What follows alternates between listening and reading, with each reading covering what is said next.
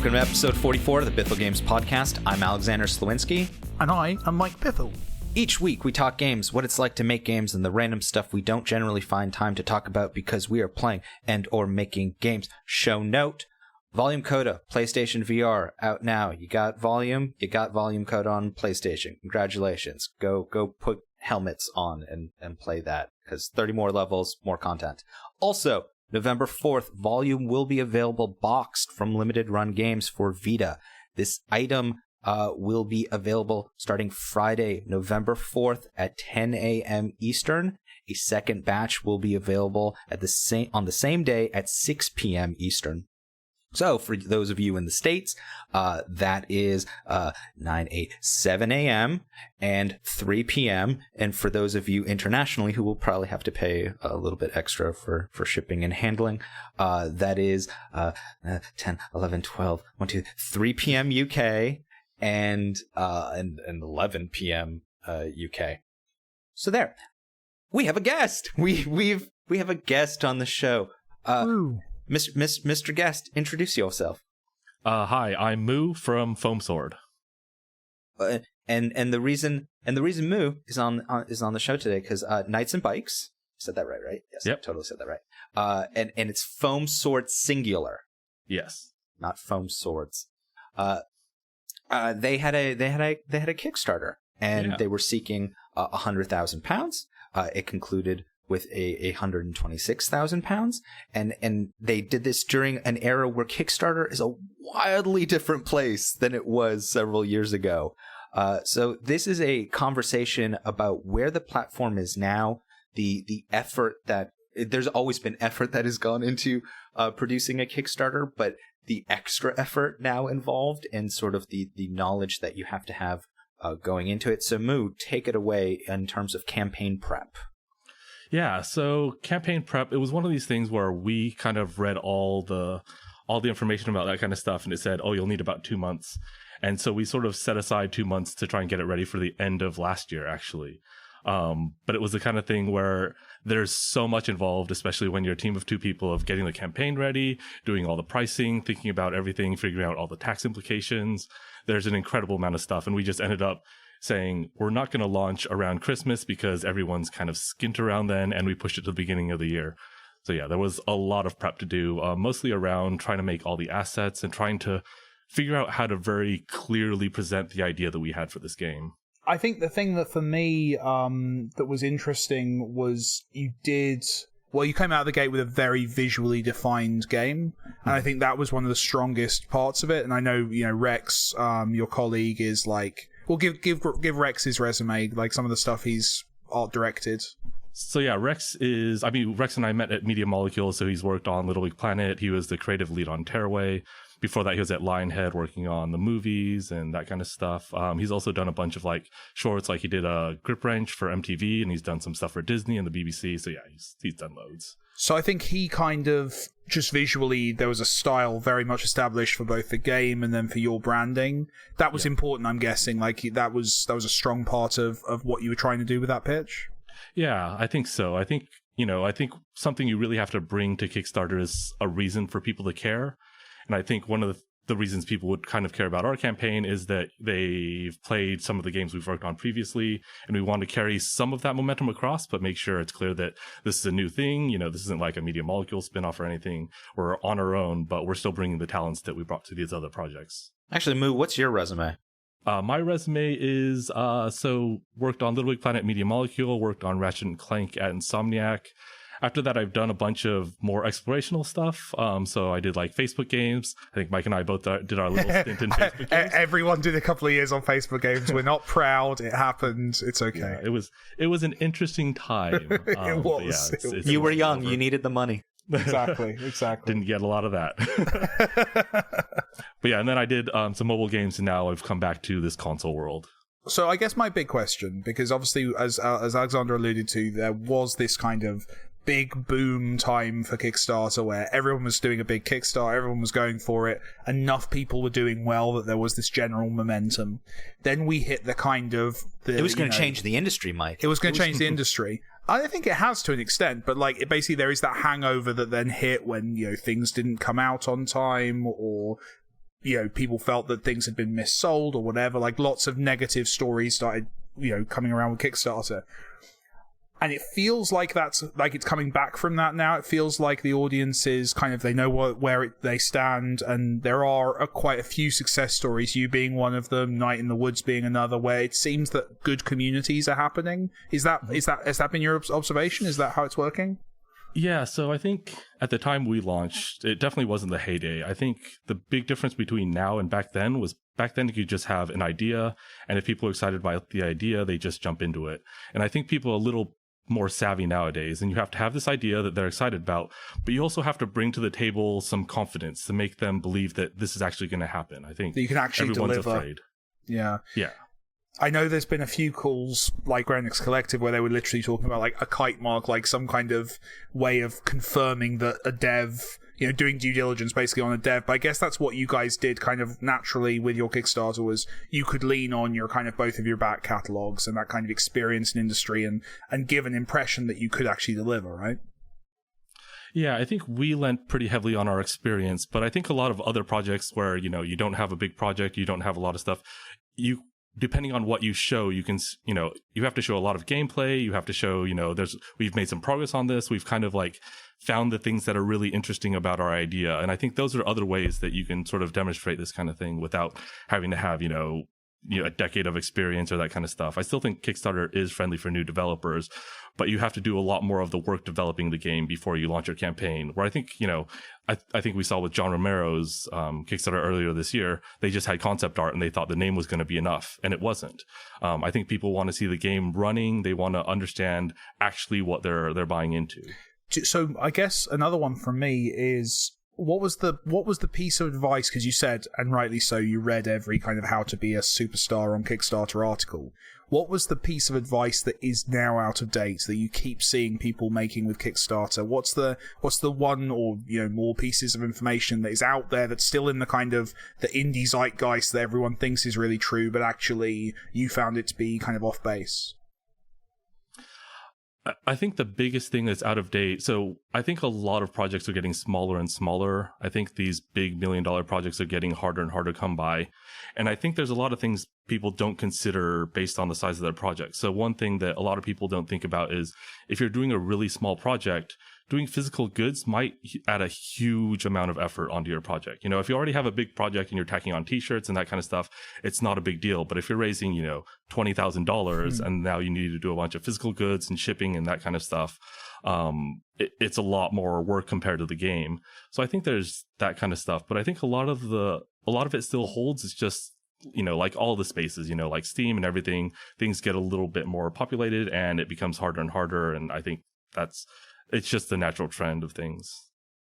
I'm sort of curious, after your experience and once the game comes out, do you think you'll do Kickstarter again so that you're more along the lines of the Harebrained Schemes sort of model, where the Harebrained Schemes produced the Shadowrun games, and now they're doing MechWarrior, and they have very much found it to be a thing that mitigates risk, right? They go on Kickstarter, they now have a reputation, and it almost seems like relationship building with that audience. So if you survive this time and you got it done and you get it out there and you everything is very positive, would you then go to Kickstarter again, or was it so draining that you just that's not your world next time around?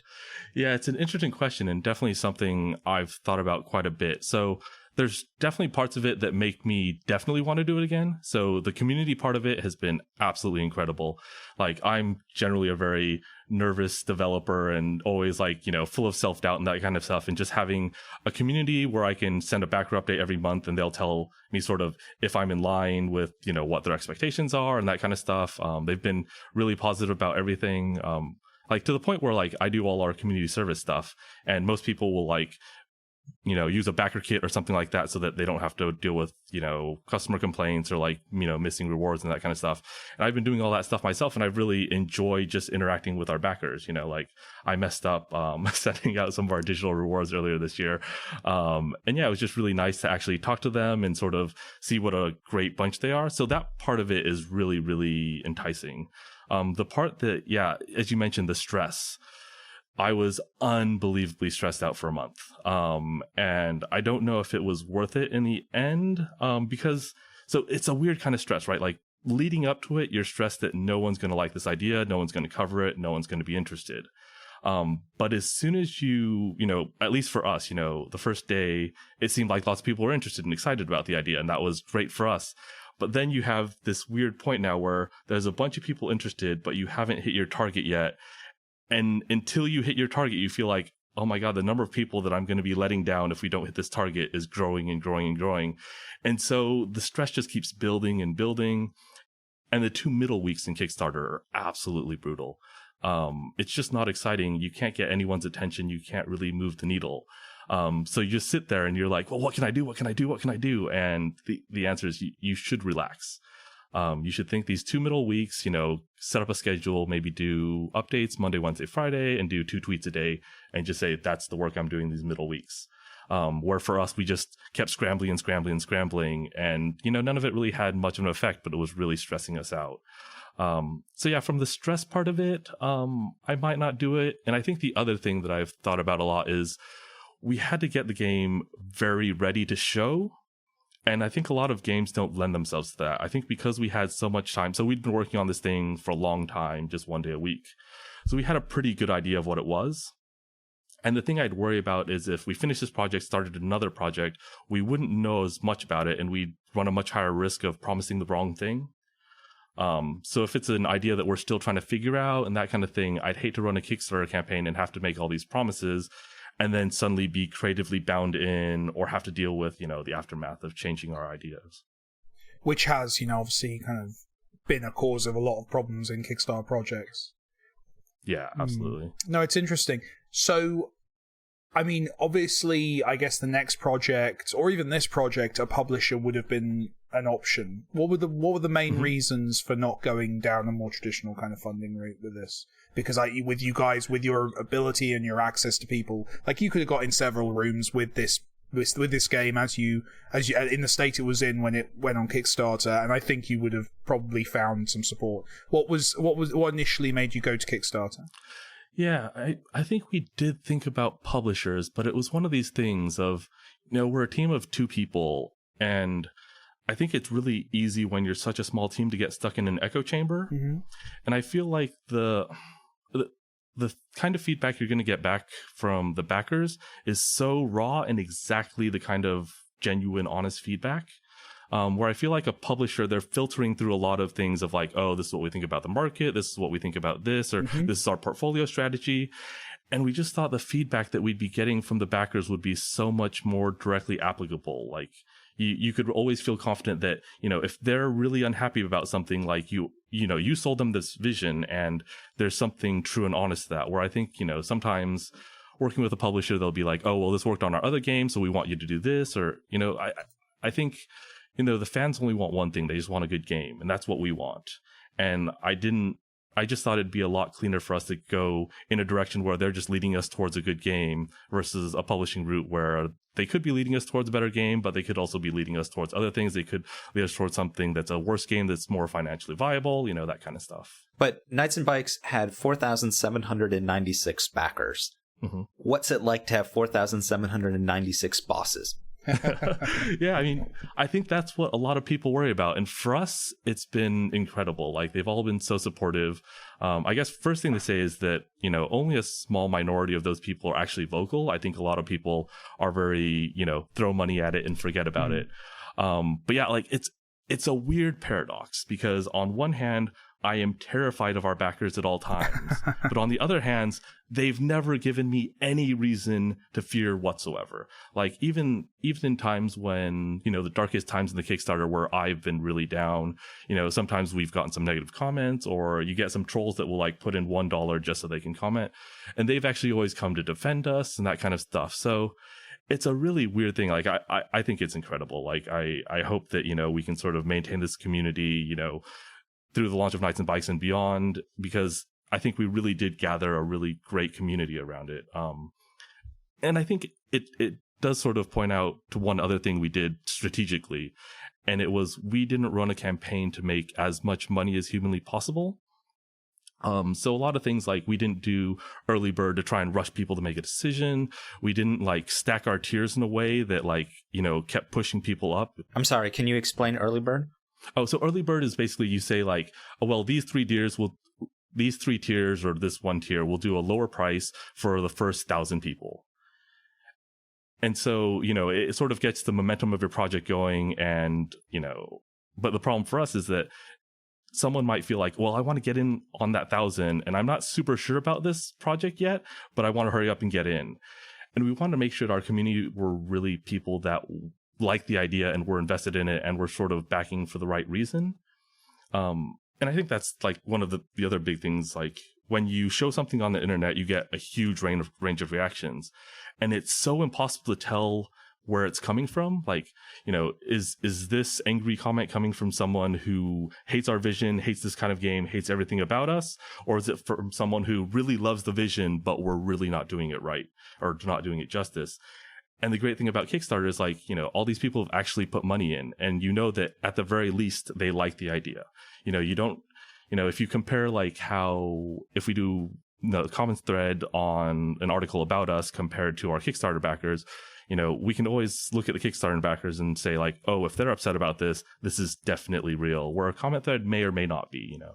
So regarding the money, essentially, mm-hmm. watching the money or watching the versus the interactions, I'm just sort of curious what it's like to because obviously we have played with the idea in, you know, about the idea of Kickstarters or crowdfunding or something along those lines.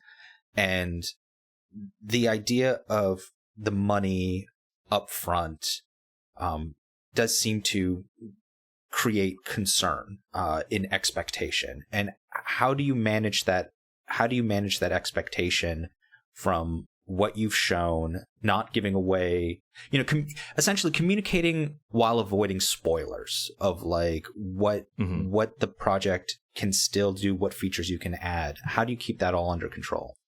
Yeah, I think that's actually been really hard for us, because I think the advice we've always gotten from the backers as well as from people who've run other campaigns is the most important thing is transparency.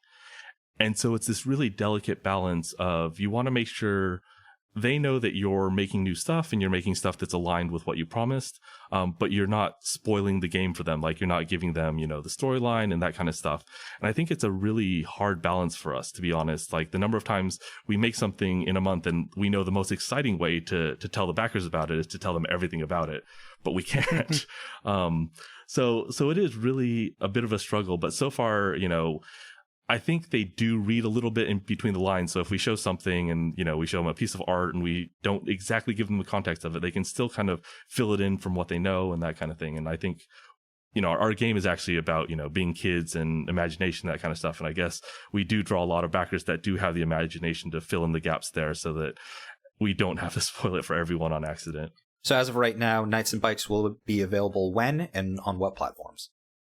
The platforms is easy. It'll be available on PC, Mac, Linux, and PS4. And I think, you know, one of these things about Kickstarter is we haven't really committed to any hard dates with our backers. I think we're just going to do our best to keep them informed and make sure they know everything that's going on with the project. And I think, yeah, we'll probably not be committing to any hard dates until we can be sure of them. Cool. Moo's sticking around. We'll be right back.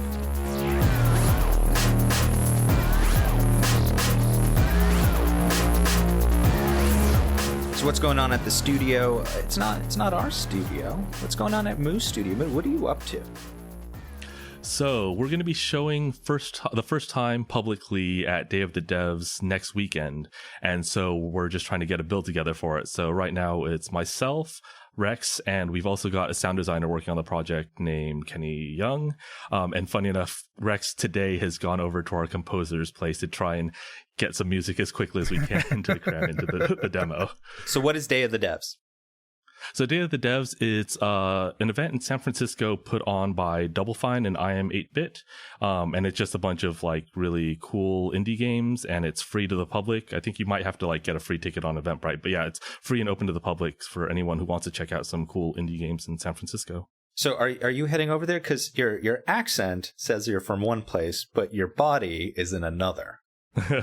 Yeah, so I'm actually from Southern California, but Rex is going out for Day of the Devs. I'm gonna stay back and work, just keep chugging along. Or someone has to stay home and keep the computer on, don't they? In fairness, like that's exactly, yeah. Because you're based where? Oh, sorry, I'm based in London. There you go. There we go. So getting a demo together for an event. It's not a show, right? It's an event. Yeah, I guess. I mean, it's it's a room with a bunch of computers that have video games. I don't know what you want to call that. So what's that like, getting a demo together for an event like that, where I'm guessing it's just going to be for that, or are you going to utilize that for other shows? Because I know devs and demos are just the bestest of friends. It's a lovely process that in no way distracts from real game development. Yeah, I mean, I think we probably will reuse this demo as much as we can. Obviously, we'll probably be doing more active development, and we'll always have to make the call of like, do we want to bring the upgrades from active development in the demo, or do we want to literally use the same build? But yeah, I think for us, it was really important as a team of two to just have some impetus to bring something to almost shipping level quality. And obviously we say shipping level quality. By the time we ship it, it will be a higher quality. But, we want to bring something up to that quality where you actually have to think to yourself of like, am I happy with someone playing with it like this? Because I think you can sort of wave your hands around and say like, oh, this is shipping quality, but you're actually not filling in all the blanks that you would actually want filled in before you show someone. And actually showing real people in the physical world pushes you a little bit. So it's sort of, I guess it kind of is an indie way of doing a vertical slice of, we have, a level we've built, and we said, well, we're going to take part of this level and just, actually add sound to it, elevate it and polish it and make sure all the transitions are there, make sure we have all the little cutscenes that show, this is this, and the little instructions and that kind of stuff. It is a way of, I think it does force you, I definitely with Volume, I found it as a useful way of kind of forcing myself to get things polished. It is good to have these mini deadlines where stuff needs to be super cleaned up. It's been interesting working with Google because obviously they're kind of in more of a publisher-y type role, so therefore I do have to kind of get things polished more frequently for them. But as an indie, definitely it's useful to use events as these kind of milestones for that, which is great. Yeah, and I think for us it was we made sure at the beginning to say like, okay, what are we going to do, and what is the extra work that's demo specific that we're going to be doing for this? And we just made sure that was as little as humanly possible. Sure. So we just sort of said, well, we've got all the stuff. It'll play like the normal level in the game, but we'll sort of like put a fake ending on it so that, it can conclude the demo before you actually have to do the rest of it. And it also narrows down the amount that we actually have to polish up for this. Yeah, because you don't want to take the full game. I think people often assume that when they play a game at an event or when they read about coverage of a game, that basically a version of the game was there and they could have played anything or whatever. But actually, usually you are trying to make a quarter of an hour that's brilliant and then get rid of the player so someone else can play, right? Yeah, exactly. That's cool. Yeah, one thing I'm really, I don't know if nervous about, I'm curious about how it'll go down, is the idea that we have a co-op game and it's like, are strangers going to play together, or is it like, is everyone just going to play a single player with the AI and that kind of stuff? But yeah, it'll be interesting to see how all that plays out. A lot of that's how it's presented as well, though, right? Like making sure there's controllers there. So your demo is actually going to be co-op? Yeah. In the show. That's really cool. That's really neat. I want to thank you for reading the Freedom Mail again. Thank you for reading the Freedom Mail again. Now it's time for Reader Mail. Mike and Alexander. Oh, by the way, everyone, strap in. This is going to be a long one. Okay. First, I know Mike's birthday is coming up. Happy early birthday, Mike. Oh, that's lovely. I love the show and your games. Your success and passion for game dev is inspiring to me. Thanks for the insight you both bring to design and business aspects of game industry discussion. Background. I'm a new professional Unity developer, less than a year of experience with it, with 3+ years of amateur experience in Game Maker. But I'm moving extremely fast given the power and simplicity of the software and the situation into which I've thrust myself. I'm 27 years old, based in the Dallas-Fort Worth area of Texas. I have a wife and 2 young kids, and I work at a small consulting company that specializes in government item procurement, commercial data integration, and staffing. Oh boy. Because of the massive expense of going to a great college and feeding a family in the US of A, I was forced to drop out of the University of Texas Arts and Technology program, which I loved, to work as a data integrations engineer. The job wasn't what I wanted to be doing, needless to say, but it pays okay, and it gave my family insurance benefits. One day, I came across an RFP, a request for proposal, by the U.S. Army Corps of Engineers to make an educational water management simulation game in 6 months aimed at middle to high school age students as a flood risk awareness piece. Not exactly a sexy game pitch, but my coworker and I decided to take a shot at it. We spent 5 days to write up an appropriately scoped pitch, proposal, and GDD. A game design document. There you go. As well as jam out a prototype in Unity to simultaneously pass as proof of concept and pass performance. We didn't really expect to get it, but any company-approved time away from our actual job and or doing game dev was like a vacation for us. After submission and a 6-week wait time, we were told we won the contract. That's awesome. That's so cool.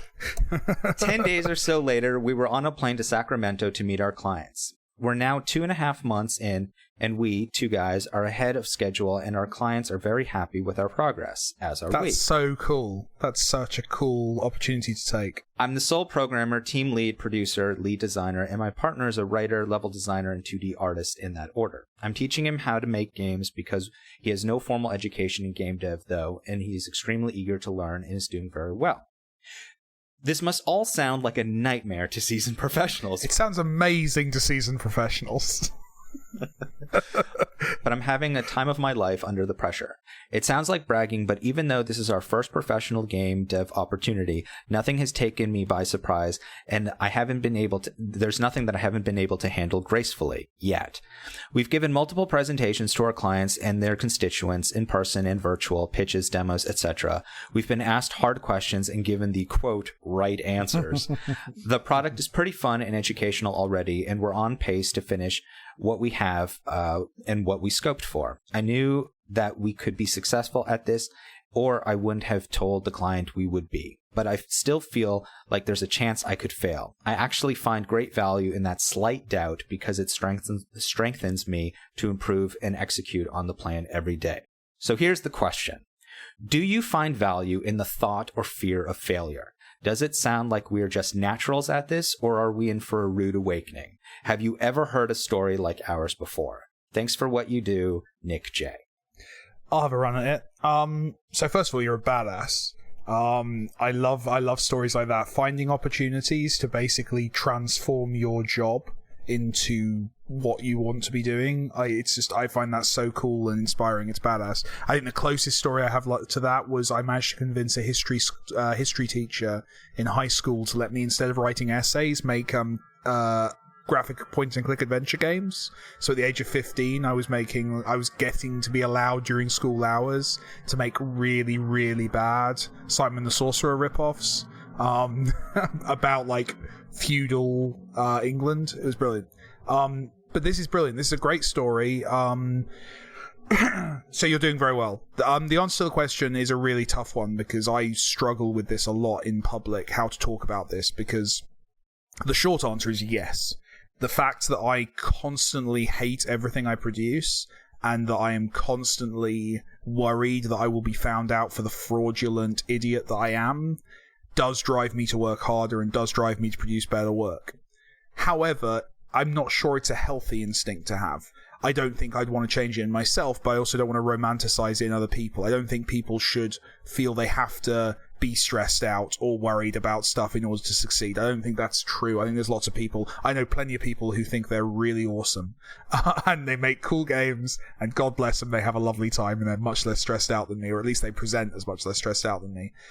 So for me, it's part of my process. Being sure that I'm an idiot has always been helpful to me on a creative and business level. but your mileage may vary. And in terms of the question of like, are we naturals? You're doing well. There's something's going to come up. Something will go wrong. The trick to being good at this job is not avoiding mistakes. It's dealing with mistakes when they come up. When something catastrophic does happen and your game's terrible, or the client decides they want something completely different, dealing with that with grace and being able to solve it that's the measure of how good you are, not whether or not accidents happen, because accidents always happen. Things always go wrong. It's just how you deal with it when they do. Moo, how are you with imposter syndrome? Yeah, I think imposter syndrome is, I mean, I have it all the time. Like, it's, especially for me on this project, because I'm working with Rex and Kenny, who are incredibly talented perfectionists. So I'm always like, am I the one that's like, am I the idiot? Lowering the quality of the game? Am I like the weak link? But yeah, I think, I don't think it's a particularly healthy thing, but I think it's sort of a natural thing a lot of the times. I think as long as the causal relationship is, you really care about something, you're pushing yourself a little bit past your boundaries, and that's why you feel stressed and worried, that's fine. Like, I think sometimes, yeah, as Mike mentioned, it's romanticized, and it's the other direction of people feel like, well, you can only be successful if you have this. So, yeah. If you love yourself, you're going to be an idiot. This weird feeling is going to cause this good whatever. Yeah, it's like, if it happens, and it's not great, but you deal with it. And yeah, I have to just agree with Mike about, things will come up along the line. And the great thing about games is like the upper bound of ambition is limitless. So if you sort of, this contract with this particular client, if you get it done, it's a really great thing for you. It's an amazing thing. But if you feel like, well, that was kind of easy, I'd like to push myself a little bit further, there's so much ambition and so much in games that we still can do that you can always find something that you'll find a little bit more challenging next time. From a business perspective, I live in the world of failure. Everything I do is based on contingencies. So that doesn't say great things about Bithell Games, does it? No. I live in the world of failure. For me, everything's a contingency. Like, it's I have to consider everything will go wrong until it goes right. And so far, we've done all right. Like, things have gone right, and I've been able to handle that in a good way. But I have to think things are going to go wrong. In the words of Bane, I was born into darkness. I understand. It's fine. The optional question he has is, have you ever made an educational game? What do you think is important in educational game design? And when this contract is over, will you hire us? Just kidding. Your company culture is really inspiring. So in terms of the educational, you know what? I've been trying to get a guest on the show who is involved in educational games. She hasn't been available, and we just haven't been able to make it work. But yes, educational games is an incredibly interesting and dangerous section of the video games industry in terms of business. But have either of you guys ever made an educational game? I've worked on games with educational elements, like, so I used to work in children's games, and there was a side objective to be perceived as educational, so you would include a lot of features in there. The way I always treat it was, for me, all games are educational, they just teach bullshit skills. So like, all games teach you something. Like, that's how games work. That's why games are fun, is because you're learning how systems work and how to play a game.